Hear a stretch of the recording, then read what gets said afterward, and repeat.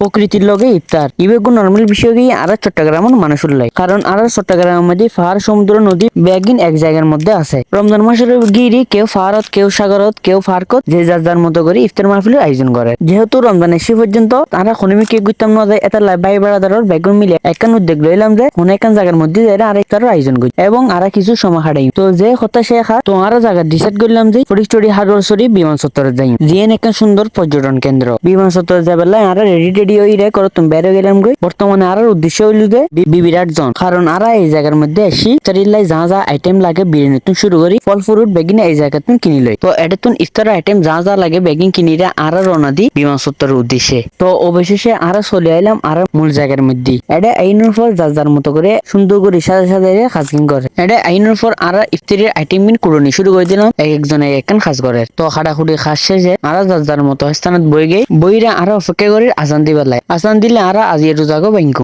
আর তুন রমজান মাস যেহেতু বিদায় রমজান মাসের ইফতারের ভিডিও লই আজের মতো ভিডিও এটির দেখাবো অন্য কোনো ভিডিও লই। আল্লাহ হাফেজ।